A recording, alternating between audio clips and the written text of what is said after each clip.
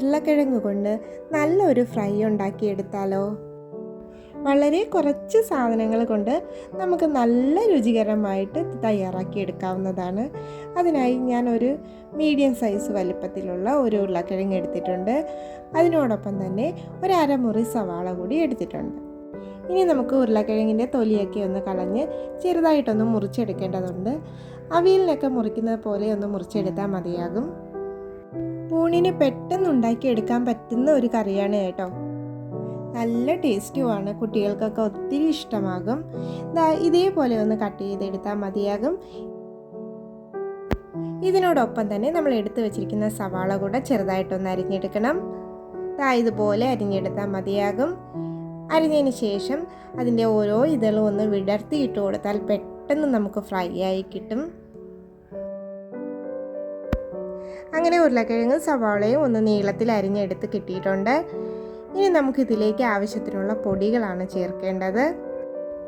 ആദ്യമേ തന്നെ ഉപ്പിട്ട് കൊടുക്കാം. ആവശ്യത്തിനുള്ള ഉപ്പ് ചേർത്ത് കൊടുക്കുക. അതിനുശേഷം മഞ്ഞൾപ്പൊടിയാണ്, ഒരു അര സ്പൂൺ മഞ്ഞൾപ്പൊടി ചേർത്ത് കൊടുത്തിട്ടുണ്ട്. ഇനി ഇതിലേക്ക് ഒരു 1.5 ടീസ്പൂൺ മല്ലിപ്പൊടി കൂടി ചേർത്ത് കൊടുക്കാം. മല്ലിപ്പൊടി ഒത്തിരി കൂടിപ്പോവാതിരിക്കാൻ ശ്രദ്ധിക്കണം കേട്ടോ. ഇനി ഇതിലേക്ക് എരിവിന് ആവശ്യത്തിനുള്ള മുളക് പൊടി ചേർത്ത് കൊടുക്കാം. മുളക് പൊടി ചേർക്കുമ്പോൾ നിങ്ങളുടെ കയ്യിലുള്ള മുളക് പൊടിയുടെ എരിവിനനുസരിച്ച് കൂട്ടിയും കുറച്ചും ചേർക്കാവുന്നതാണ്. ഇനി ഇതിലേക്ക് ഒരു 1/4 സ്പൂൺ ഗരം മസാല കൂടെ ചേർത്ത് കൊടുക്കാം. ഇത്രയും സാധനങ്ങൾ മാത്രം മതി നമുക്ക് ഉരുളക്കിഴങ്ങ് ഫ്രൈ ഉണ്ടാക്കാനായിട്ട്. ഇനി നമുക്കിതെല്ലാം കൂടെ നന്നായി ഒന്ന് യോജിപ്പിച്ചെടുക്കണം. അതിനുശേഷം ഇതൊരു 10 മിനിറ്റെങ്കിലും നമ്മളൊന്ന് വെച്ചേക്കണം. ഉരുളക്കിഴങ്ങിൽ ഈ മസാലയെല്ലാം ഒന്ന് പിടിച്ച് കിട്ടാനായിട്ടാണ്. നമ്മളിത് ഊണ് കഴിക്കാറാകുമ്പോഴേക്കും ഉണ്ടാക്കുന്നതാണ് നല്ലത് കേട്ടോ. അങ്ങനെ ഉണ്ടാക്കിയാൽ ചൂടോടുകൂടി നമുക്ക് കഴിക്കാൻ കഴിയും. അതാണ് കേട്ടോ കൂടുതൽ ടേസ്റ്റ് ഉള്ളത്. ഇനി നമുക്കിതിലേക്ക് കുറച്ച് കറിവേപ്പില കൂടെ ചേർത്ത് കൊടുക്കാം. അതിനുശേഷം ഒന്നുകൂടെ ഒന്ന് മിക്സ് ചെയ്ത് നമുക്ക് മാറ്റി വയ്ക്കാം. അപ്പോൾ നമുക്കിനി ഫ്രൈ ചെയ്യാനായിട്ട് തുടങ്ങാം.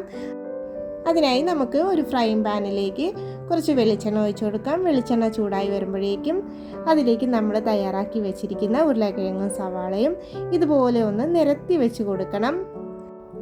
ഒന്നിനു മീതെ ഒന്നായി വെച്ചാൽ നമുക്ക് എല്ലാം ഒരുപോലെ വറുത്ത് കിട്ടില്ല. അധികം ഉണ്ടെന്നുണ്ടെങ്കിൽ 2 ട്രിപ്പായിട്ട് വറുത്തെടുക്കുന്നതായിരിക്കും നല്ലത്.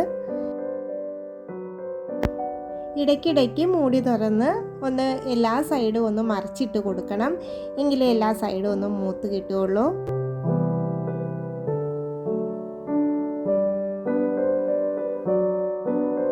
ഇപ്പോൾ ഏകദേശം എല്ലാ സൈഡും ഒന്ന് മൂത്ത് വന്നിട്ടുണ്ട്. ഇനി നമുക്കിതെല്ലാം ഒന്നുകൂടെ ഒന്ന് വഴറ്റിയതിന് ശേഷം എല്ലാ സൈഡും ഒന്ന് തിരിച്ച് മറിച്ചിട്ടൊന്ന് വഴറ്റിയതിന് ശേഷം നമുക്ക് ഒരു പാത്രത്തിലേക്ക് മാറ്റി വയ്ക്കാം. ഇതിങ്ങനെ പാനിൽ തന്നെ ഇരുന്നാൽ ഇനിയും മൂത്തു പോകും. അതുകൊണ്ട് തന്നെ പെട്ടെന്ന് തന്നെ നമ്മളൊരു പാത്രത്തിലേക്ക് മാറ്റി വയ്ക്കുന്നത് നല്ലതാണ്. ഇത്രയേ ഉള്ളൂ, നമ്മുടെ സ്വാദിഷ്ടമായ പൊട്ടറ്റോ ഫ്രൈ റെഡി ആയിട്ടുണ്ട്. വളരെ പെട്ടെന്ന് ഉണ്ടാക്കിയെടുക്കാം. അപ്പോൾ എല്ലാവരും ചൂടോടുകൂടി തന്നെ ഉണ്ടാക്കി കഴിച്ചു നോക്കുക. അഭിപ്രായങ്ങൾ പറയണം. അപ്പോൾ ഇനി മറ്റൊരു വീഡിയോയുമായി വീണ്ടും കാണാം. Thank you.